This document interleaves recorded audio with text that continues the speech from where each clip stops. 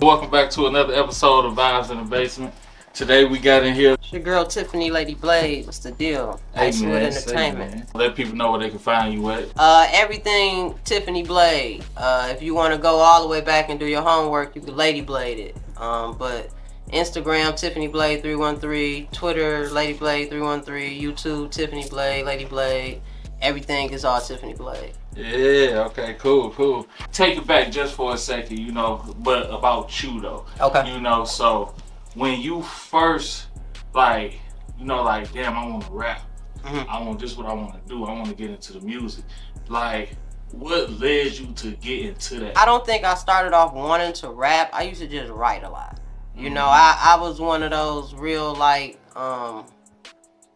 I don't want to say control kids, but my mama was like real structured with it. So I never really felt like I had a way to have my own voice in a sense at that age. So I just was writing, and it used to just be what I felt and what I thought. If I was mad that day, I'd write I was mad and why the fuck I was mad, and you know what I'm saying? It just started off like that.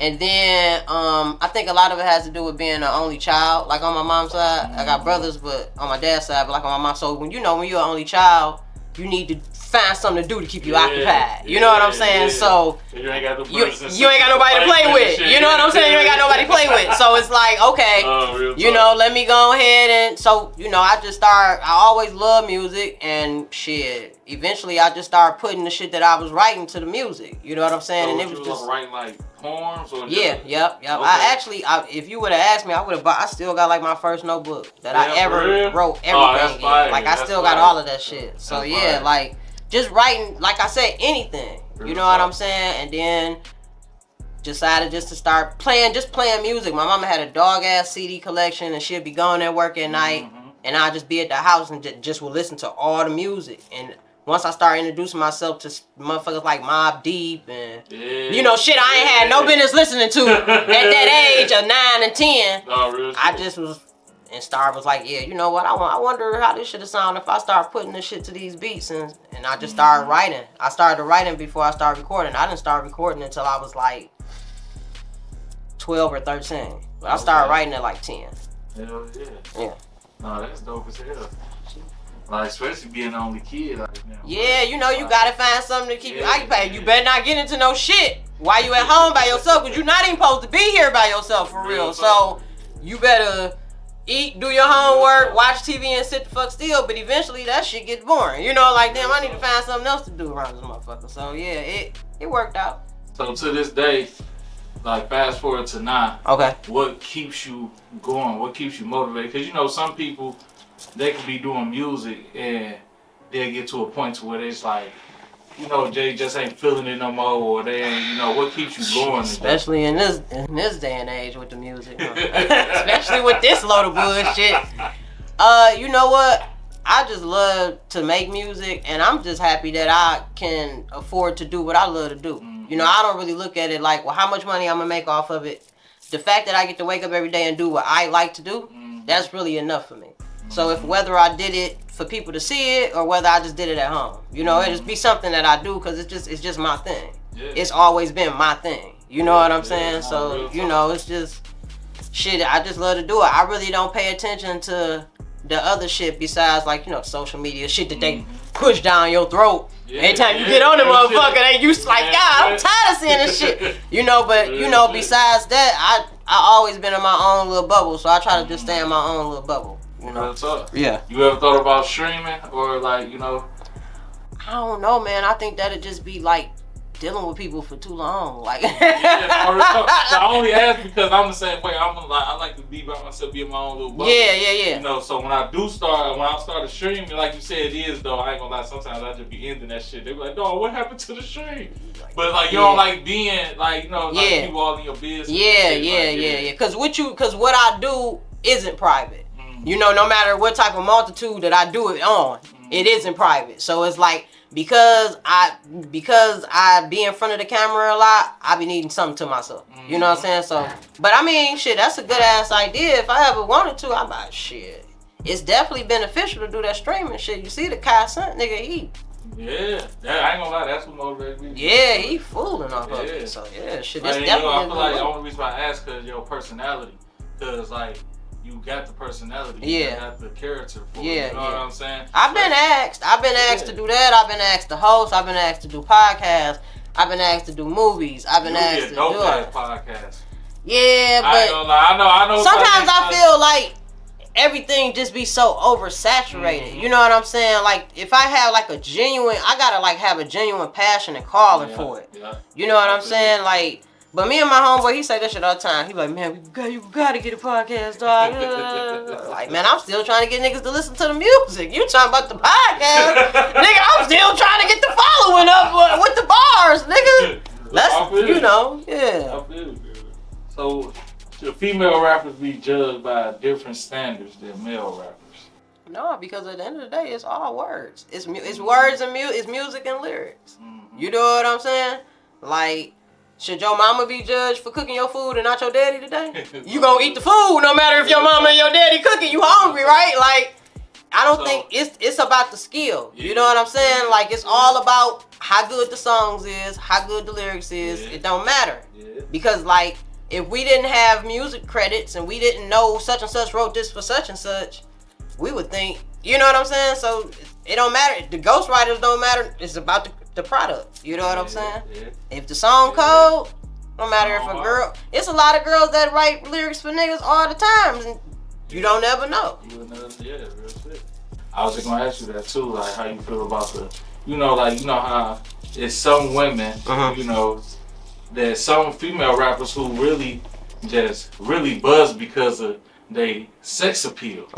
You get what I'm saying? So that's the only reason why I asked, do you think it is judged by different standards? Yeah, I mean, it just depends on the type of rapper you are. You know what I'm saying? It's a lot of different levels to the music. It's a lot of different levels to the rap. I mean, if you come into the music shit on some lyrics and shit, you should be judged as a lyricist. But it's two different ways that we got to look at it. You got the music business and you got the entertainment industry. Right. So if you are an artist that's in the entertainment industry, you really can't be judged on your talent. You an entertainer. You know what I'm saying? But you know, if you a goofy rapper, we can't give you no report card. You a goofy rapper. You know what I'm saying? If you a lyrical motherfucker, if you a J. Cole, then we need to judge you on the lyrics. So just depending on the type of artist you are and the content that you present, I feel like that's how it should be judged. If you on some goofy, silly shit or some sexist shit, how can we judge that? You know what I'm saying? But if you really on some spitting shit, you definitely should be whole top tier to that shit. Yeah, definitely. Shit, Mobb Deep was what you was listening to, shit like that. Who else like inspired you as far as sonically? Like, who was you listening to?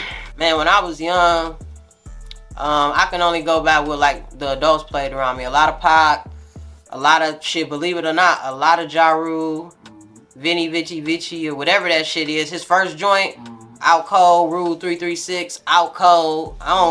Before 50 started bullying. You know what I'm saying? And then like as far as the female rappers, just like the old school shit, just like the Lights and the Latifahs, and I don't know if everybody know, but my favorite rapper obviously Lil Kim and Brat. You know what I'm saying? And even to this day, still learning about a lot of the female rappers in hip hop that started the shit. First female rapper, MC Sharrock, Roxanne Shante, like shit like that. So it's like, I was just listening to music just to listen to music, and shit probably didn't even know what the fuck I was really listening to. You know what I'm saying? I'm still teaching myself about niggas that do this shit to this day, because you're never really supposed to stop like learning and perfecting your craft. And I be wanting to know, like, who was the very first female rapper? Like, I be wanting to know the history. A lot of these other female rappers, they don't want to know the history, but if you don't, they say it's not about who do it first, who do it better. But if a person ain't do it first, they wouldn't even know how to make it better. Who was one of the first female MC Sharrock. MC Sharrock. She was the first female rapper ever from the Funky Four. Yep. New York, Bronx. That's dope. Yeah. Followed by Roxanne Shante.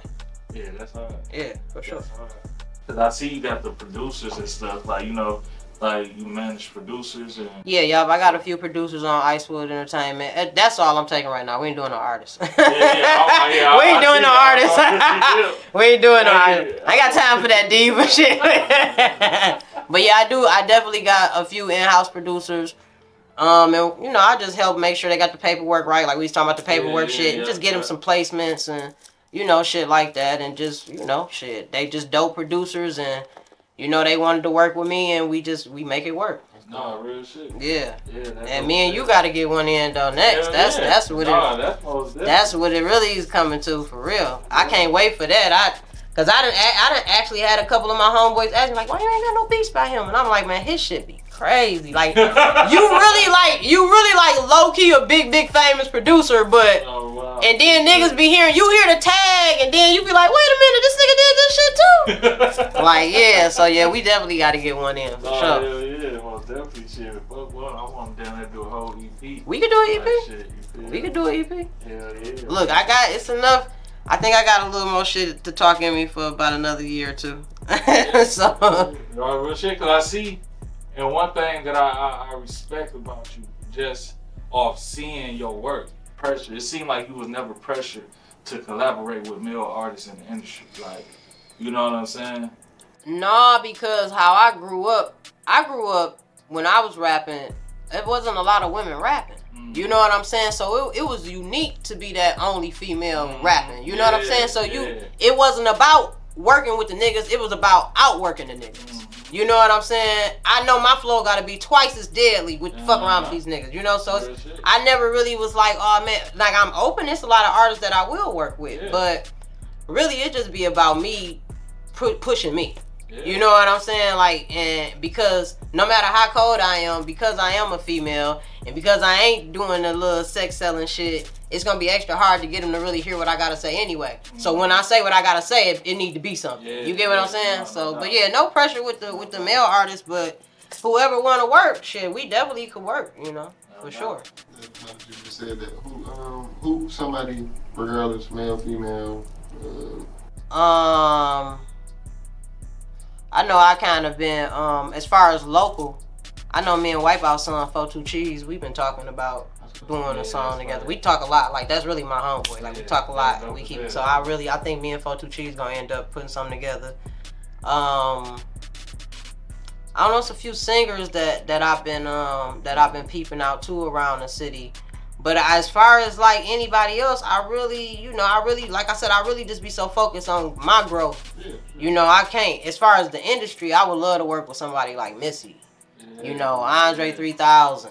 Like somebody that could bring me out of my box and help me elevate my creativity and my sound. You know what I'm saying? Like, so yeah. La Russell, I love to work with La Russell too. He's super dope. He's super dope. Like I feel like it was a collab of different people who was putting that work in before the internet came along. You get what I'm saying? And I feel like you was a part of that. You get what I'm saying? Yeah. So what I wanted to ask you, like, how do you feel like as far as today with the internet and back then not having the internet, what do you see the difference is? Like far as the work ethic, the way people gotta work, the way you put your music out. Yeah. It's a bit of a cheat sheet because the internet allows you to be exploited quicker.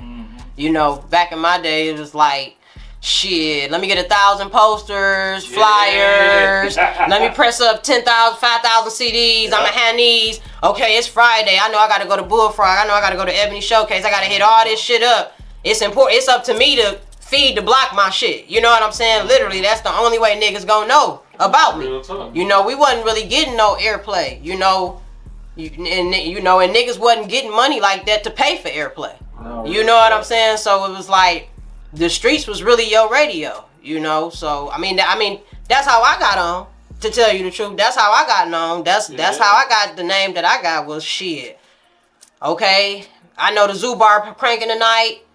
I'm about to press up 25 CDs real quick. I'm about to get fresh. I'm about to go in there. Who I see in that bitch? Oh, there go Helly. What up, Hell? Listen to my new shit. Oh, there go Stretch. What up, Stretch? Listen to my new shit. You know what I'm saying? Then I start getting approached by motherfuckers like, you know, KA, shit, what's up? Why don't you get on this song? You know, hell of it. Why don't you come to the studio and do a song? You know what I'm saying? And of course, because me and Blade did the joint that we did on Blood, Sweat, and Tears, that opened me up to doing songs with the rest of the Street Lords. You know, G-Rock, DZ, Jesse, you know, with the 999, and, you know, all of that stuff. So, shit, but, you know, the computer they got a fucking cheat sheet Man, with what? that shit. Hey, It's a cheat sheet. Hey, them computers, boy. You know what I'm saying? Hey, and like man. you said, it's not even about having it. They know how to work that shit so Yeah. rapidly to where it's like, cause we got it, you know, and we like, well, damn, what the fuck we do with it? You know what I'm saying? Oh, Them really? niggas is cranking that bitch, so they can hit 10,000 people in one day versus shit, we probably hitting 50 and 60 in one night at the small clubs in the Real city. shit. So the internet it's definitely a positive trait for the new artists to really like come up and skip the walking and start being able to run a little bit. Yeah. You know what I'm saying? Like we Yeah. did the street shit so they could run really. You know what I'm saying? Yeah. Real shit. Is there anything that you want to promote that you got coming out that you know your next project? Just the joints that I just dropped 3 joints in the last year. You know, we got the Fuck a Deal. You know, we got the Breakfast at Tiffany's produced by Ironic. You know, we got Fuck the Fame, and then we got Fuck a Deal 2 that I just dropped in January. Besides that, shit, the merch. You know, always got the Tiffany Blade merch. And y'all already know the label, Icewood ENT all day. So that's really it. All right, bet. So this next segment is the hot question. The hot question. All right, so look, the first question I'm gonna ask you: if you get scared half to death twice, Ooh. do you die? If you get scared half to death twice, why? Because half and half make one? No, I don't know. Shit, I would hope not. Hey, you Shit. hear me? But you might not, you know, that third time it might not be so lucky. You hear me? Oh, real shit. Shit. Man, what? That's some shit to think about. I ain't gonna Man. lie. Is the S or C silent and sync? Is the what? Is the S or the C silent and sync? Both of them. In the word sync? Yeah. I wouldn't even know. Me neither. That's why I was like, Damn.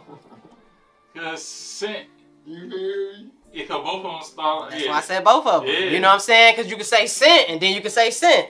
You don't know if it's an S or a C because they both come out the same. You can say 50 Cent, C-E-N-T, or Cent, S-E-N-T. It's both, so both. Yeah. All right, I'm gonna just ask you 2 more. Can you daydream at night? No, you can't daydream at night. You sleep. You dreaming while you sleep. What are you talking about? No, what if you woke You ain't gonna be woke, no. at night? Oh, no, it's night dreaming. No, Night like, you know, like you be daydreaming. Like Right. If you just think about Right. something, so you daydream. Right? What if it's nighttime but you're doing that? It's night dreaming. Okay. All right, and the last thing, what's the highest thing you ever done? The highest thing, like being blowed on my mind. Yeah. Man, look. Dog, I fucked around. I never really been like an edible person. You know what I'm saying? Man. And I fucked around and got some gummies from my homeboy. And I ain't had no weed. And you know how it is when you be wanting some weed and shit. And I'm like, fuck it. So I opened the edibles. I think it was like 5 or 6 of them. I'm like, I don't even taste shit. So I ain't look at the package say like, don't take no more than like 2 at a time. So I took like 6 of them bitches, I swear to God. Man, I never in my life do that shit again. I was sweating and shit. My heart was racing and shit. I was all thirsty and shit. I'm like, what's wrong with me? I had called my friend, like, I think you might have to take me to the doctor. I done fucked around and got on some shit. They put some fentanyl in the fucking gummies. Man, what? Like, you know what I was fucked up. It took so long for me to get back to normal. I said, yeah, I'm never doing this shit again. Man, I called that nigga and told that nigga, like, I'm gonna beat your ass for giving me that shit. He like, dog, I didn't know you was gonna, nigga, nobody eats the whole pack. Why would you eat the whole pack? I'm like, shit, they gummies. I didn't know. You know, we used to smoking. Yeah, we so smoking. we like a couple gummies ain't gonna do shit. Yeah, it fucked me up real bad. Yeah, man. I ain't got no mushroom stories for y'all because I'm too scared to do that. I don't. Yeah, me too. I I'm don't. too scared to do it. They say you're supposed to do it with some chill, but I don't. Yeah, I That's how I be like, yeah, fuck that. Fuck that shit. Yeah. Say, man. So we gonna go ahead and get to the next part. Oh, yeah, the good we shit. got the one mic or whatever, so we about to just get to that.